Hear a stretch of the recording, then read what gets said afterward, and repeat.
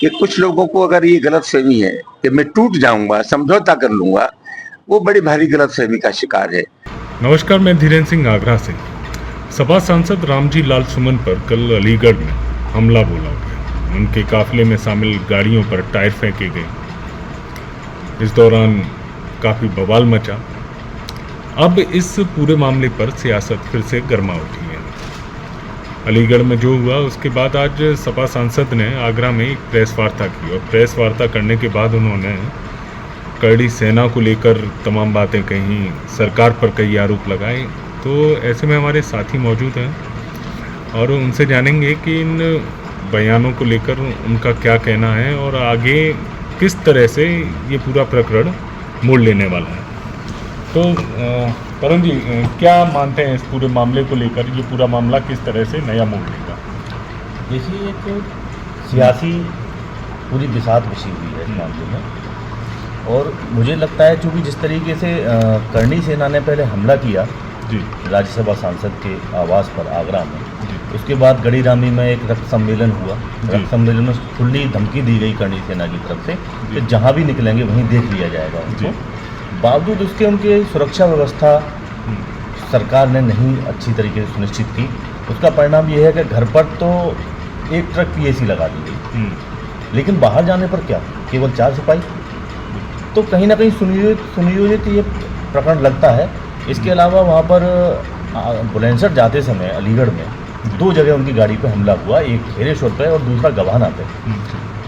क्या एलआईयू को ये पता नहीं था कि इतनी संख्या में करणी सैनिक इकट्ठा हो रहे हैं, उनकी गाड़ी पे हमला हो रहा है और कुछ समय बाद ही वो छोड़ दिए जाते हैं, दबाव बनता है। तो सियासी समीकरण मुझे लग रहा है कि इससे या तो क्षत्रिय जो डैमेज सरकार को लगता हो कि क्षत्रिय डैमेज होगा तो सपा को नुकसान होगा, या सपा को इस करणी सेना से हमले से दूसरे वर्ग से हो सकता है लाभ हो। तो ये सियासत एक तरीके से इस पर गरमाई जा रही है और कहीं ना कहीं इसमें सपा को डैमेज कंट्रोल करना होगा और सरकार को भी कानून व्यवस्था को सुनिश्चित करना होगा। तो जैसा तरुण जी ने बहुत अच्छी जानकारी दी कि ये सारी डैमेज कंट्रोल करने की हो सकता है तैयारी हो। हालांकि सपा सांसद अभी सुर्खियों में बने रहे हैं। अब देखना ये है कि आगे इस पूरे प्रकरण में नया मोड़ क्या आता है। ये कल जो घटनाक्रम हुआ और उसके बाद अब सुरक्षा पे भी सवाल खड़े हो रहे हैं कि आपकी सुरक्षा पे, इसको लेके क्या कहेंगे, क्या आपकी तरफ से मांग की जा रही है? देखिए, सुरक्षा देना सरकार का काम है। 21 मार्च को ये राज्यसभा में मैंने अपना वक्तव्य दिया था और मैं समझता हूं उस वक्तव्य को सदन की कार्रवाई से निकालने के बाद कोई मुद्दा बचता नहीं था, फिर इसको हवा दी गई। हमने देश के उपराष्ट्रपति जी से आग्रह किया कि आप न सिर्फ राज्यसभा का संचालन करते हैं, हमारे संरक्षक भी हैं, कस्टोडियन भी हैं, तो कुल मिलाकर के हमारी सुरक्षा व्यवस्था सुनिश्चित करिए। देश के गृह मंत्री से, देश के उपराष्ट्रपति जी से, गृह सचिव से, पुलिस कमिश्नर दिल्ली से, उत्तर प्रदेश के पुलिस महानिदेशक से, गृह सचिव से, जहां जहां से इस सुरक्षा व्यवस्था का पुख्ता इंतजाम हो सकता था, हमने सभी स्थानों पर लिखित में आग्रह किया, लेकिन आज तक हमारी कोई सुरक्षा व्यवस्था सुनिश्चित नहीं की गई। अब मामला कोर्ट में विचाराधीन है, हाई कोर्ट में विचाराधीन है। आपको क्या लगता है केंद्र सरकार की तरफ से कोई सुरक्षा मिल पाएगी या हाई कोर्ट से भी उम्मीदें हैं? 1 महीने से ज्यादा हो गया। सुरक्षा व्यवस्था अगर मिलनी होती तो मिल जाती। बार बार अगर आग्रह करने के बाद भी सुरक्षा व्यवस्था नहीं मिली, इसका सीधा सीधा मतलब ये है कि इसमें किसी षड्यंत्र की बू आती है। और मुझे लगता यह है कि कहीं न कहीं राज्य सरकार का लचीलापन उन तत्वों को संरक्षित कर रहा है, उनको संरक्षण दे रहा है जो इस समय प्रदेश का माहौल बिगाड़ना चाहते हैं। 2 बार हमले की कोशिश की गई आपके ऊपर, उसके बावजूद कोई प्रभावी कार्रवाई देखने को 2 बार हमले की कोशिश की गई, 3 बार हमले की कोशिश की गई। हमारे ऊपर इसका कोई असर नहीं है। सुरक्षा इंतजाम करना सरकार का काम है, लेकिन मैं कहना चाहूंगा कि कुछ लोगों को अगर ये गलतफहमी है कि मैं टूट जाऊंगा, समझौता कर लूंगा, वो बड़ी भारी गलतफहमी का शिकार है।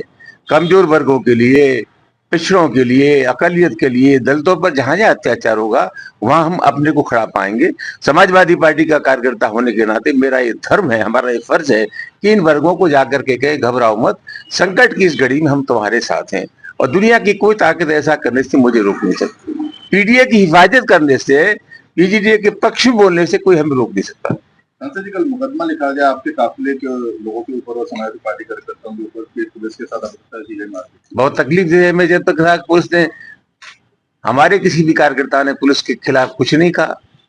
मेरे जाने के बाद ये मुकदमा लिखा गया। हमने बहुत कोशिश की वहां जाने की, लेकिन जब आलाप सराहना हमने हमसे आग्रह किया कि आप जाइए, तो मजबूरी में लौटना पड़ा। ये मैं समझता हूँ पेशबंदी भी लिखा गया मुकदमा है। कुल मिलाकर के जो तत्व कल हमारे ऊपर जिन लोगों ने कातिलाना हमला किया, उनको पकड़ के लाए और बिल्कुल ससम्मान उनके रात में उनको रिहा कर दिया गया। ये पेशबंदी में लिखे हुए मुकदमे हैं। मैं पूछना चाहूंगा प्रशासन से कि 3 दिन से मेरा कार्यक्रम प्रस्तावित था कि मुझे वहां जाना है। खुफिया तंत्र आपका कहाँ था, प्रशासन आपका कहाँ था? इसके बाद भी कातिलाना हमला हो गया। तो अपने गुनाहों को छिपाने के लिए मेहरबानी करके झूठे मुकदमे न लेके जाए तो बहुत अच्छा है। लेकिन मैं संदेश देना चाहूंगा कि तुम्हारे झूठे मुकदमे लिखने से हमारे सेहत पर कोई फर्क नहीं पड़ेगा, और आम आदमी के पक्ष में, दलितों के, शोषितों के, पीड़ितों के पक्ष में जितना सघन आंदोलन हम चला सकते हैं जरूर चलाएंगे। अगर आप ये वीडियो YouTube पर देख रहे हैं तो हमारे चैनल को सब्सक्राइब करें और बेल आइकन को दबाना ना भूलें। अगर आप Facebook पर ये वीडियो देख रहे हैं तो हमारे पेज को लाइक करें।